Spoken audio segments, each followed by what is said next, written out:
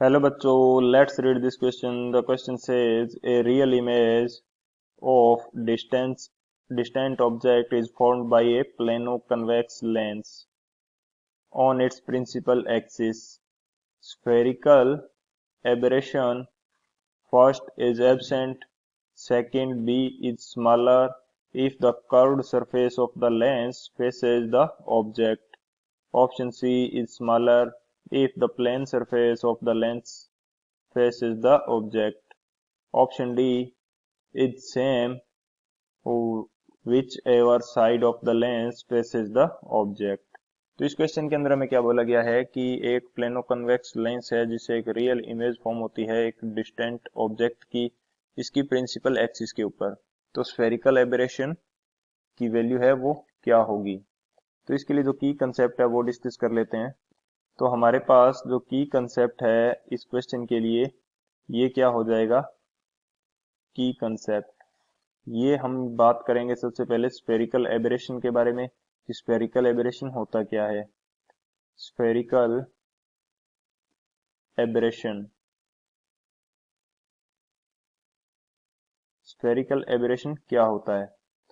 तो यदि मैं बात करूं कन्वेक्स लेंस के लिए स्फेरिकल एबरेशन को शो करने के लिए कि स्फेरिकल एबरेशन क्या होगा, तो ये मेरे पास क्या है, एक कन्वेक्स लेंस है. ये इसकी क्या है, प्रिंसिपल एक्सिस. ये हमारे पास है इसकी प्रिंसिपल एक्सिस. तो ये हमारे पास लेंस होता है कन्वेक्स लेंस. इसकी नेचर क्या होती है, कन्वर्जिंग नेचर. कन्वर्जिंग लेंस भी इसको बोला जाता है.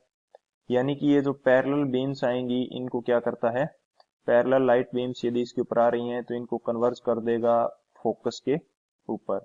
इनको कन्वर्ज कर देता है कहाँ पे, ये कर देता है फोकस के ऊपर. ये यहाँ पे क्या होगा, फोकस.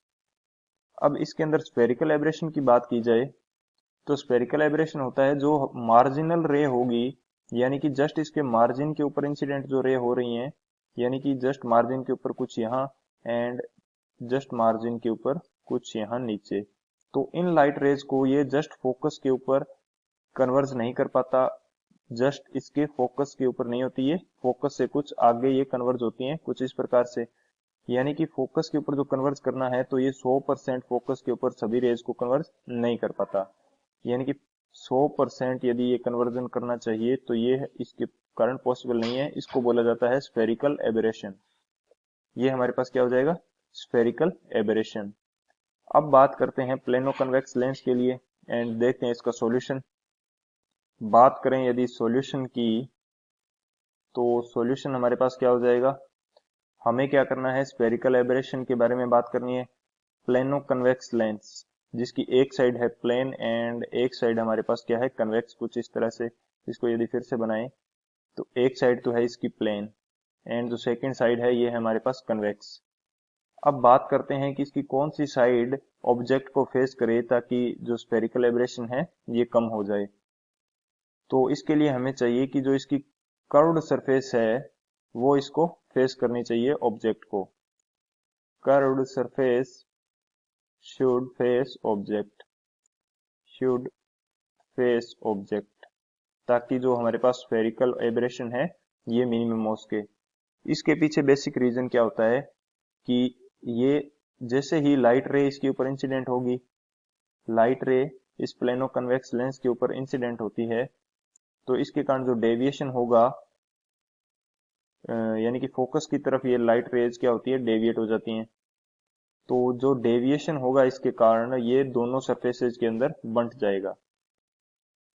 यानी कि जो डेविएशन होगा, deviation will be divided into both surfaces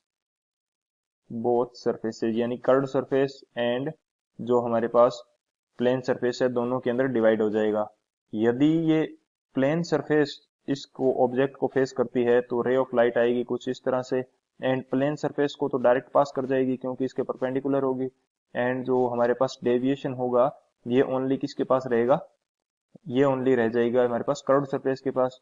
तो यदि डेविएशन ओनली कर्व्ड सरफेस के पास है तो इस कंडीशन के अंदर हमारे पास क्या होगा, जो स्फेरिकल एबरेशन है ये ज्यादा होगा.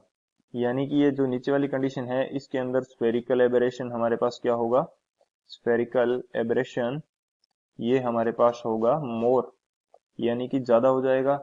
एंड यदि कर्व्ड सरफेस फेस करेगी तो हमारे पास जो स्फेरिकल एबरेशन की वैल्यू होगी, स्फेरिकल एबरेशन ये हमारे पास होगा लेस, या आप बोल सकते हैं कि मिनिमम। तो अब बात करते हैं ऑप्शन की, कौन सा ऑप्शन करेक्ट हो जाएगा हमारे पास। तो जो ऑप्शन है ए इज एब्सेंट ये हमारा गलत हो जाएगा। B is smaller if the curved surface of the lens faces the object ये हमारे पास क्या हो जाएगा, correct. C is smaller if the plane surface face करे तो ये भी गलत हो जाएगा। Is same whichever side of the lens faces the object ये भी गलत हो जाएगा, क्योंकि दोनों केसेस के अंदर अलग अलग है। So option B is the final answer. I hope you understood it well. Best of luck. Thank you.